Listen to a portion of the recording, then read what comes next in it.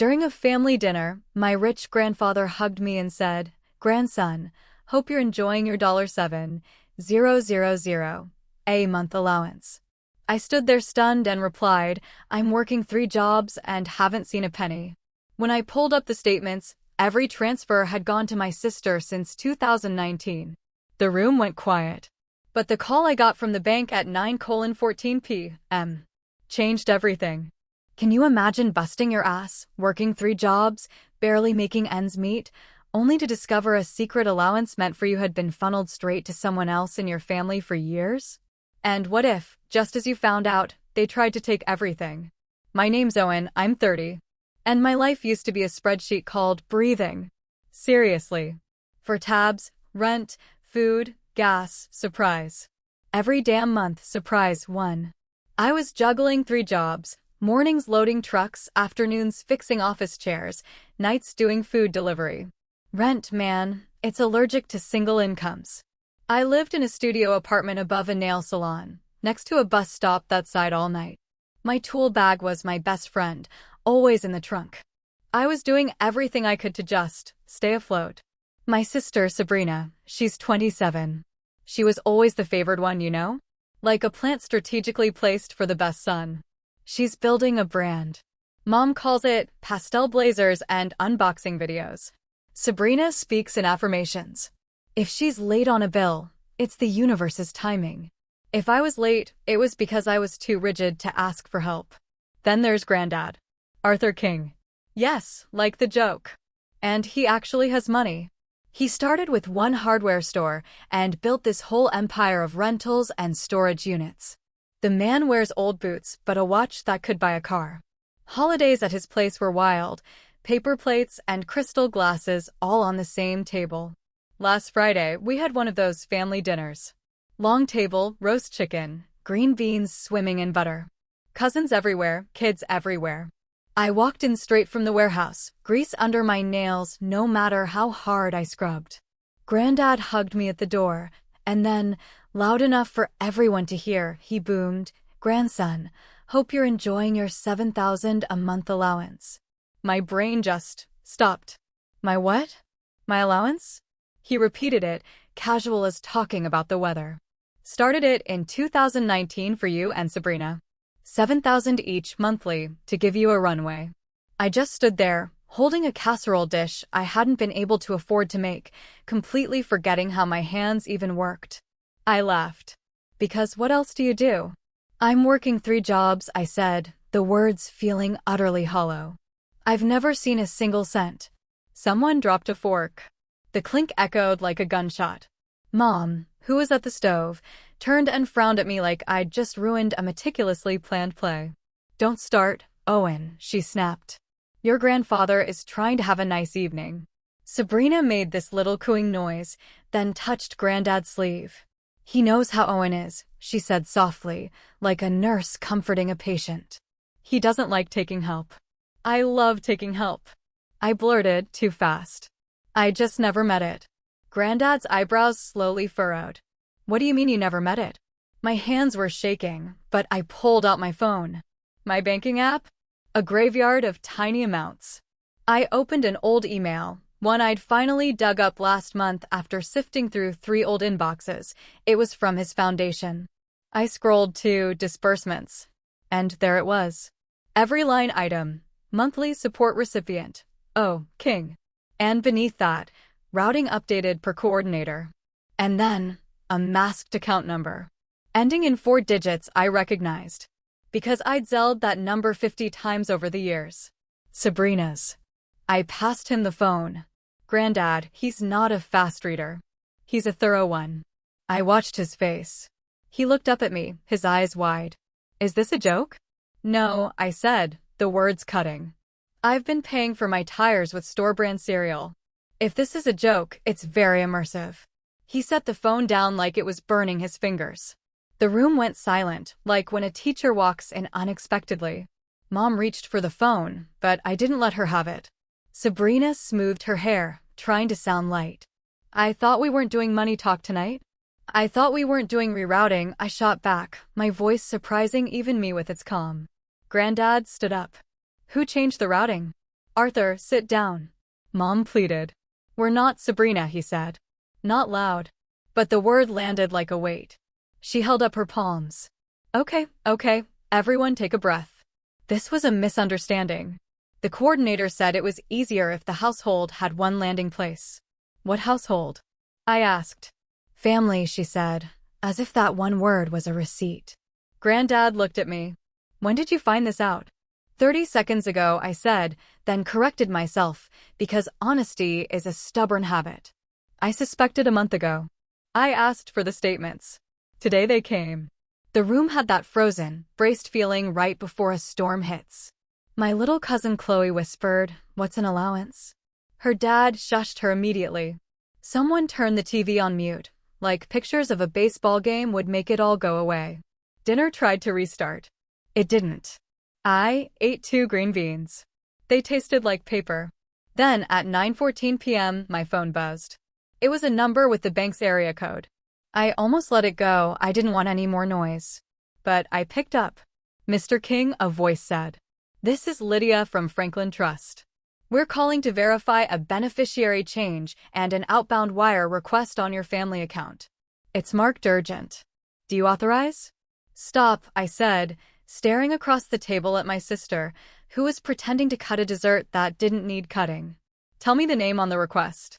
She told me. It wasn't mine. And I knew right then, whatever was about to happen wasn't going to be quiet anymore. This whole mess, it didn't start with a foundation or a bunch of zeros. It started with "for now." When I was 12, Sabrina stole change from my desk for lip gloss. Mom said, "She's learning." When I wanted it back, I got a lecture about sharing. At 16, I got a beat-up Honda by working weekends at Granddad's storage lot. I changed my own oil, kept receipts in a shoebox. I liked the feeling of proof. Sabrina got Mom's old SUV for her 17th. Girls need safety, Mom said. When she hit a pole 2 months later. It happens. When I scratched my bumper. "You're reckless, Owen." College? Not in the cards for me. I did a semester at community college, then real life called. I drove forklifts. I learned the weight of a pallet by how my back complained. Sabrina tried 3 majors, then took a year off to discover herself, then content creation. Which is a job and not a job, depending on who you ask. Money in our house was a weather pattern. When Sabrina had a need, clouds parted. When I had one, I was told to carry an umbrella. I remembered the night in 2019. Granddad took us to dinner, so proud, announcing the allowances. A runway, he called it. "So you don't break your backs on the first rungs like I did." Mom beamed. Sabrina cried, posted a photo with #gratitude. I went home and added a line to my breathing spreadsheet, "If this is real." I didn't put a number, it felt like hoping out loud. The first month, nothing. I told myself delay. Second month, nothing. Third, nothing. I texted Mom. "Hey, did Granddad?" She cut me off. "Don't bother him. He's busy." Also, Sabrina's swamped.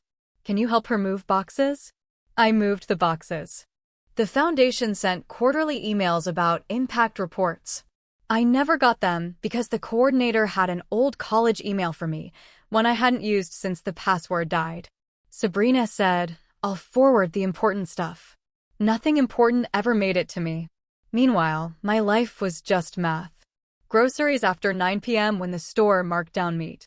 Oil changes in my friend's driveway. New shoes only when the soul waved hello. I took a second job because surprise kept winning. Then a third because gas started acting like a subscription service. I wasn't ashamed. I was tired. Like a job. Sabrina called me hustle culture like it was a slur. She'd wave a hand. You could scale if you stopped thinking small. Then she'd ask if I could front the security deposit for her new place because an Airbnb collab fell through. And Mom would say, "Owen, be generous. Your sister is building something that helps all of us." I helped. I bought Aunt Diane's prescription when her card failed. I Venmo'd Mom for bridge groceries. I Zelled Sabrina just until Friday, like Friday was a person we were all going to meet someday. I told myself this was community. Then I went back to the warehouse and stacked boxes that didn't care about my narrative. The first real clue hit me in April. A letter with my name on it, arrived from Franklin Trust. Annual beneficiary certification. It said, "Please confirm your contact information for your monthly distribution." My distribution. I called the number. A polite voice said, "We show you as active since January 2019. I laughed. A hollow, disbelieving laugh. "Cool," I said. "Where is it?" She said, "It appears the routing was updated by your family coordinator, Mrs. King, that's Mom, to a household account." My stomach dropped so fast I had to sit down. I thanked the stranger and called Mom. "Hey," I said. "We need to talk about something logistical." "I'm at Pilates," she said, as if that were an answer. "You rerouted my allowance," I stated. She sighed. "Such an ugly word, Owen. You didn't need it. You said you were fine." I put it where it could do the most good. The most good for who? For the family. Sabrina was launching. "You know, you're stable. And your grandfather said it was for you and your sister." That, Mom, that matters. It matters that I never agreed. It matters that you never told me. "You and your little contracts," she scoffed. "You've always been so rigid." I hung up before I said something I couldn't reel back. I called the foundation again, asked them to put my current email on file. "We need approval from your coordinator," they said. "Or from the grantaire." The grantaire was Granddad. I didn't call him that night. He was still in my head, the man who taught me to check oil, who promised I wouldn't need to break my back as much as he had. I wasn't ready to tell him that the people in between had built a toll booth with my name on it. So, I did what I always do when I need to be brave later. I collected proof. I requested statements. I pulled my credit report. I checked every old inbox. I found threads. So many threads. Routing updated. Glad it's streamlined now. Household wins.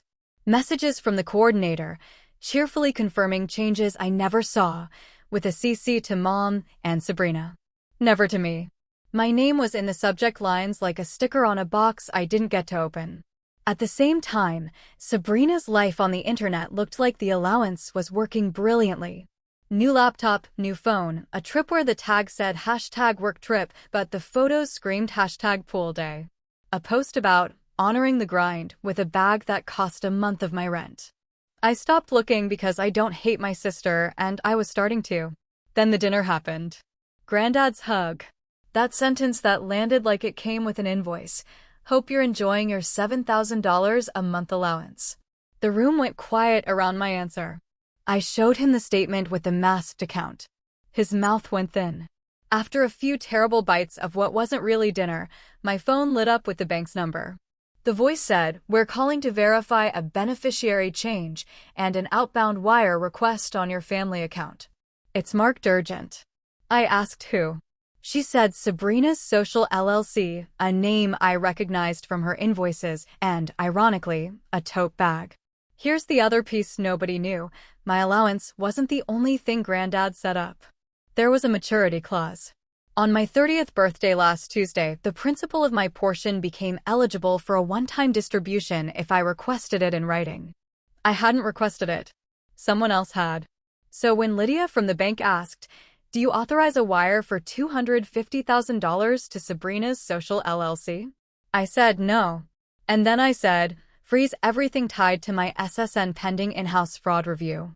I looked up from the phone at my family, who had somehow started a conversation about pie, and I thought, if I keep treating this like weather, I will drown. Granddad called a quick family meeting in his library, like this was a sitcom and not a slow-motion crash. Books, leather chairs, a fireplace nobody ever uses. Mom sat with her arms crossed, bristling. Sabrina checked her phone, volume up, so every buzz landed like a taunt. I stood, because sitting makes me feel smaller than my sentence. Granddad held the statements I'd printed. This says, he tapped the page, that every monthly distribution listed as O. King has gone to an account ending in 4187 since March 2019. Administrative simplification. Mom declared, like she was testifying before a committee. We used a household account. Everything was shared. I wasn't, I said. You were, she snapped. You just didn't notice because you were so busy. Sabrina jumped in. I kept receipts. Rent when I was starting. Equipment. Flights to conferences. It wasn't like I bought shoes. She was wearing shoes I'd seen on the internet for the price of a motorcycle payment. Granddad turned to me. Why didn't you tell me sooner? Because of 1,000 small reasons that sounded silly out loud, I said, my voice thick. Because I thought it would make me look greedy. Because Mom made my mouth feel like a courtroom where I was always about to be held in contempt. Because I didn't want to be the problem. Because I was busy trying to survive. I didn't know I finished, not really, until I did. He nodded once, like a judge who already knows the verdict. He pulled up Lydia's number on his phone, put it on speaker. We need to cancel any beneficiary change requests and reverse any unauthorized wires, he said. Effective now. Lydia was efficient. We've placed a temporary hold on the outbound. We'll need written confirmation from the grantor and the beneficiary. We'll also need to verify coordinator permissions. Mom sat forward, her eyes wide. Arthur, don't be theatrical. This is family. This is money, he countered, his voice steady. And money makes most families worse. Sabrina's smile cracked. You're going to humiliate me over a misunderstanding? You've been undermining your brother in installments for 5 years, he said, still not raising his voice. Mom tried one last angle. Owen never asked for help. He's stubborn. I looked at Granddad. Then my sister. Then my mother, who taught me to keep receipts like they were prayers. I'm not asking, I said, my voice firm. I'm setting a boundary. Sabrina rolled her eyes. Oh my God. Therapy words. Grown-up words, I corrected. Here are the simple ones. No more using my name. No more touching my money. No more routing. No more household unless I live in it. Granddad nodded slowly, like a metronome. Sabrina, you'll repay every monthly amount diverted from Owen's share, he said. And you'll send him a written accounting of what you spent. We'll decide if any of it counts as family expenses. Spoiler, it doesn't. He turned to Mom. You are removed as coordinator. Effective immediately. Mom went white, like paint. You don't mean that. I do, he said. You forgot what the money was for. And what was it for, she snapped. For runway, he said, his eyes on her. Not for spectacle. Sabrina's voice got sharp. This is revenge, not fairness. I shook my head. This isn't about revenge. This is about closure. The sentence sounded like a lock clicking into place. My hand finally stopped shaking. Granddad looked at me. Do you want the monthly still? Or the principal distribution? Or both? Paused until you decide. Pause, I said. I want to think like a person who isn't drowning. The room rearranged itself. Mom stood and left without slamming the door, because she knows Granddad hates that. Sabrina sent 3 frantic texts to someone, probably the person waiting for the wire that wasn't coming. Granddad put his hand on my shoulder, the way he does before he tightens a bolt. We'll make it right, he said. Not pretty. Right. Pretty has been our problem, I said. He smiled, just a little. There you are. The first 48 hours were loud. My phone was a metronome. Mom, you humiliated your sister in front of your grandfather. Sabrina, you could have come to me first. Mom, again, he's old. He doesn't understand how money moves now. Sabrina, you're ruining my business. Unknown number. We'd like to confirm cancellation of wire to Sabrina's Social LLC.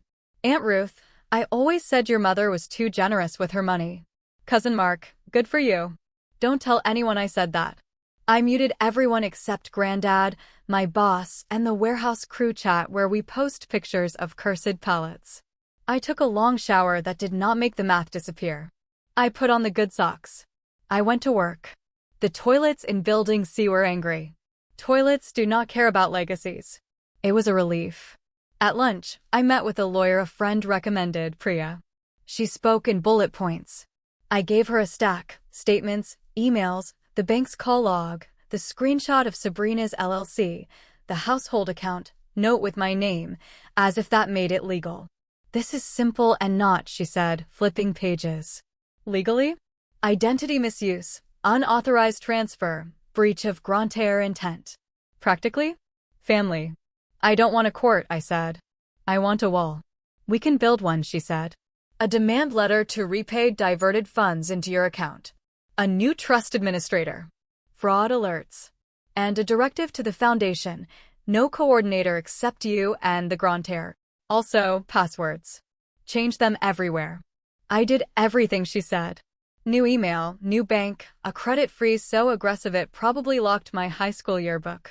I took my name off Mom's streaming services that I'd somehow ended up paying for since 2020. I canceled an old card that kept getting charged for household Amazon because sometimes closure is freeing your wallet from a future you didn't sign up for. Granddad hired a forensic accountant, a person whose job is to be the word receipt in a suit. He sent us a spreadsheet that would make a saint swear. Every month since March 2019, $7,000 listed under O. King, routed to X4187. Notes, brand expenses, travel office. Total? I had to sit down. I won't write the number here, because that number is a character in this story, and I don't want to give it any more lines. Sabrina sent me an email with a PDF titled Apportionment. It was 4 pages of justification. We paid Mom's HOA when she was short. We invested in my business, which benefits the family. Owen never asked. The last line, let's be adults and not make this ugly. I forwarded it to Priya. She wrote back, we're adults. That's why it's in writing. Then she sent Sabrina and Mom a letter with words like misappropriation, restitution, fiduciary duty, and my new favorite, cease. It wasn't rude. It was a wall with a door labeled pay. I braced for the storm. It came from the usual direction. Mom, you're taking food out of your sister's mouth. Me, she's been feeding from my plate for 5 years. Mom, you're ungrateful. Me, for what? Mom, for the family we gave you. Me, the family I gave you. Read. No reply. Sabrina tried a different tack. Let's talk without lawyers. We met at a coffee shop that sold drinks with extra adjectives. She wore a white blazer and sunglasses indoors, looking like someone who did not like bad lighting. She started with tears. I didn't steal, she sobbed. I allocated. You stole, I said, calm. You don't understand how building something works, she said. You should be proud. I put our name out there. Asterisk our asterisk name? I said. You mean my name? She wiped her eyes, switched to fury like a singer changing keys. You love being a victim, she spat. You could have asked for rent money anytime. I didn't want rent money, I said. I wanted my money. You're so small, she sneered. Maybe, I said. But small pays its own bills. She stood. This is a battle, she declared. No, I said. This is accounting. Granddad called that night. He sounded old, in a way I'm not used to. I should have watched it closer, he said, his voice tired. I thought I was helping. Instead, I lit a match and walked away. You were helping, I said. It just got repurposed. Your mother's out as coordinator, he said again, like he was reminding himself.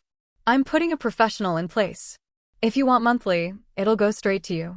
If you want the principal, we'll do it by the book. If you want neither, I won't be offended. I want offense, I said. Then I want to think. Good, he said. Because the only time money is evil is when it's a secret. The following week was a bumpy road that only stopped bumping because we finally pulled over. Sabrina's wire never went through. She posted a black and white story that said, some people don't like to see you win. Her followers sent her affirmations. She went live, crying about family betrayal. I didn't watch. A cousin sent me a screen recording with the caption, LOL. I ignored it. Mom tried one last grand gesture, a family summit at her house with a pot roast that tasted like the 90s. I brought Priya on Zoom. Mom didn't like that, but she kept it moving because she likes to host. Priya went over the numbers. We're asking for repayment of diverted monthly distributions to Owen's account. 30 days, she said. We're not asking for punitive damages. We're not filing a police report. We're not going to court if you comply. Sabrina laughed, without humor. You can't squeeze blood from a stone. Priya didn't blink. Good thing we're squeezing it for money. Mom tried tears. You're his sister, she told me as if I didn't know. I know, I said. That's why I'm not pressing charges. That's why I'm asking for a plan. That's why this isn't a scene. It's a line. We left with nothing signed and everything different. Anyway, 2 days later, a transfer hit my new account, labeled partial restitution. It was from Granddad. Not Sabrina. He texted, "She'll repay me. You're not my bill collector. You're my grandson." I cried on my kitchen floor for 10 minutes into a towel like a person in a movie who finally lets go of their jaw. Work got easier because I wasn't carrying 2 jobs in my head anymore. I still had 3 jobs on paper, but the weight had shifted. I said no to an extra shift, and my boss didn't fire me. I bought new boots because my old ones made my feet ache.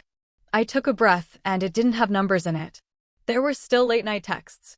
Still group chat hurricanes. Still relatives who thought gossip was a sport. But there was also a locker in my brain that had a door now. And it said mine. It's been 5 weeks. The professional administrator is in place. Emails come to me with my name on them, and they actually mean me. The monthly isn't automatic. I asked Granddad to pause it while I decide what kind of person I am when I'm not hustling to stand still. The principal sits where it's supposed to, behind a process, not under my sister's cursor. Sabrina and I exchange necessary texts about Mom and holidays. Sometimes she fires a flare, "You made me look bad." I don't look at it. Mom sends me sunsets and articles about forgiveness, like coupons. I heart them. I don't click. I wrote 5 lines and taped them inside my kitchen cabinet, where the coffee lives.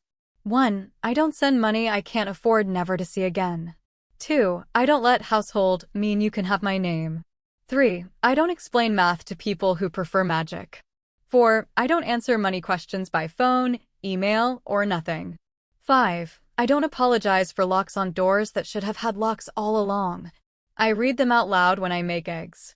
It feels silly and strong in equal measures. Granddad came by the other day with a bag of bolts and a look. We fixed 3 wobbly chairs and 1 wobbly thing between us. He said, "I wanted you to have options, not obligations." I said I wanted that too. He put his hand on the table and tapped twice, the way he does when he's finished a job. "Good," he said. "If you want a moral, it's boring and it works. Don't pay for the story where you are the villain and the sponsor. Don't call a pipeline a misunderstanding. Don't let a banner that says family cover a receipts drawer. Build a fence. Keep a door. Use both. This isn't about revenge. This is about closure." I'm still in the studio above the nail salon. The bus still sighs. I still carry a tool bag. But when my phone buzzes at 9:14 p.m., my heart doesn't sprint. If the bank calls, it's my finger on the button. If the family calls, it goes to voicemail if the cabinet says so. I'm not the allowance. I'm not the sponsor. I'm the person who gets to decide what I fund, with money, with time, with silence. And for the first time in a long time, I'm just me. So, tell me, what would you have done in my place? Have you ever had to build a wall like this with your own family? I really want to hear your thoughts down in the comments.